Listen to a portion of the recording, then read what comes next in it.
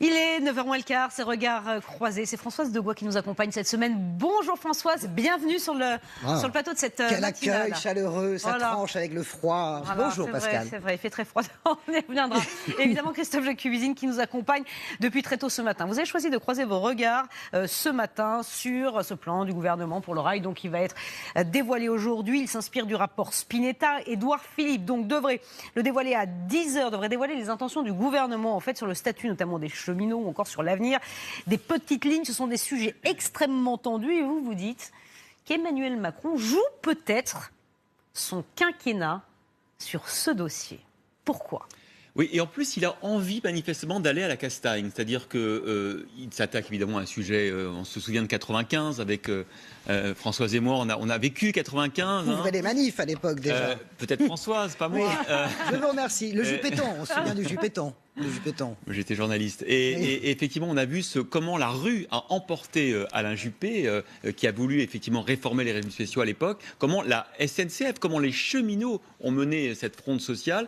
Et là, ils sont très remontés parce que vous le disiez, on attaque une nouvelle étape de la dérégulation du rail. En 2019, c'est à la fois les trains régionaux et les lignes TGV qui vont être ouvertes à la concurrence, et donc il y aura des opérateurs privés qui concurrenceront la SNCF, et donc le gouvernement dit il faut aligner économiquement les entreprises, il faut que la SNCF soit rentable, il faut qu'elle puisse combattre face à ses concurrents européens, et donc il faut tout changer, le statut des cheminots, fermer des lignes, etc. Donc évidemment, tout ça, ça met les cheminots dans la rue. La CGT a notamment appelé à une manifestation le 22 mars. Ça commence à être un début de coalition, puisque le 22 mars, c'est aussi la date choisie par les syndicats de fonctionnaires pour protester contre la réforme de la fonction publique. Bref, il y a danger. Et quand je dis que Macron va à la castagne, c'est l'angle qu'il a choisi qui m'étonne un peu. On regarde, c'était sur le salon de l'agriculture samedi, il a comparé les cheminots, les nantis et les paysans. Regardez. Ah ben moi, je suis petit-fils de cheminot. Mais vous savez, allez voir monsieur, demandez-lui les heures qu'il fait. Allez voir les agriculteurs, ils n'ont pas le statut non plus. Faut pas raconter des cracks aux gens. Donc moi, je suis pour protéger, pour qu'on ait un bon service, pas pour tout casser. Moi, mon grand-père, il était cheminot, il n'avait pas la même vie que vous avez aujourd'hui, c'est pas vrai. C'est pas vrai. Et donc, je peux pas payer. C'est le contribuable qui paye aujourd'hui le statut tel qu'il est. Je peux pas avoir d'un côté des agriculteurs qui n'ont pas de jours fériés, etc., qui auront parfois pas de retraite, et dire le statut des cheminots, faut pas le changer. Françoise Degois, peut-être un mot sur les mots d'Emmanuel Macron qui donne le ton. Oui, qui donne le ton, mais c'est la comparaison des misères et de quel nanti on parle. J'ai envie de dire de quel nanti on parle. Attaquer une réforme déjà en commençant par le statut, je pense que c'est vraiment soit décider, comme le dit Christophe, d'aller à la castagne, d'aller au bras de fer, de faire plier les syndicats. C'est peut-être d'ailleurs le choix d'Emmanuel Macron, parce qu'il y a ça vraiment aussi dans sa façon de gouverner. C'est quelqu'un de très dur. Emmanuel Macron, c'est pas quelqu'un de tendre et de roudoudou et bisounours. On le voit à peu près depuis l'exercice du pouvoir, depuis ses premiers jours. Mais attaquer, comparer les misères, déjà, quelle comparaison y a-t-il à faire ? Effectivement, on a beaucoup parlé, on peut revenir très longtemps et tous les jours sur le statut et la souffrance des paysans français, et tout le monde la comprend, la conçoit. Mais vous savez de quel nanti on parle ? Combien gagne, par exemple, un conducteur de TGV en fin de carrière ? Quelqu'un qui a Bac+5, c'est le minimum pour être conducteur de TGV. Prime comprise, l'ensemble, 3800 €, tout mouillé. Imaginez, prenons un pilote d'avion. Parlons vraiment peut-être des nantis, prenons des cadres supérieurs.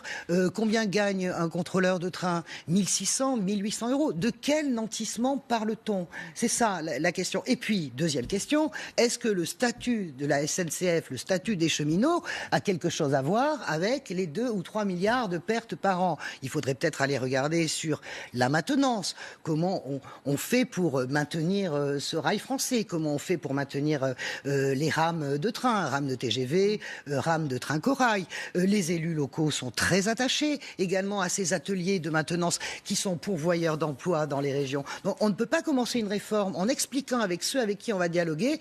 On commence d'abord par dire une chose, vous êtes riches, il y en a de plus pauvres que vous, on va changer le statut. Et ça, donc la méthode est mauvaise. La méthode, elle est voulue, parce que Emmanuel Macron n'est pas un idiot, donc la méthode, elle est voulue.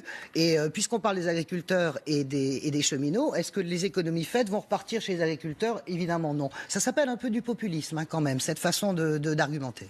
Alors, je pense quand même que la réforme, elle doit être faite parce qu'on a décidé, et il ne fallait pas le faire il y a 20 ans, d'ouvrir le rail à la concurrence. Oui. Parce que donc, effectivement, maintenant que ça a été décidé et accepté par la France, il faut bien quand même être capable d'être meilleur que la Deutsche Bahn, par exemple, quand la Deutsche Bahn va ouvrir, je ne sais pas moi, des Paris-Strasbourg avec ses propres trains. Et donc, il faut mettre effectivement la SNCF au niveau. Il faut faire des choix sur les lignes qu'on doit desservir ou pas. Il faut changer le statut. On ne peut pas avoir des cheminots qui partent effectivement à la retraite en calculant leurs 6 derniers mois de salaire comme les fonctionnaires, alors qu'en face, les concurrents, ils ne seront pas sur ces conditions salariales-là. N'empêche que, là où je rejoins Françoise quand même ce matin, c'est que je ne comprends pas Emmanuel Macron. C'est-à-dire que, on l'a dit, cette volonté d'aller un petit peu à la castagne, 2, le choix de faire des ordonnances pour réformer le statut, comme si il avait effectivement envie que la pression monte.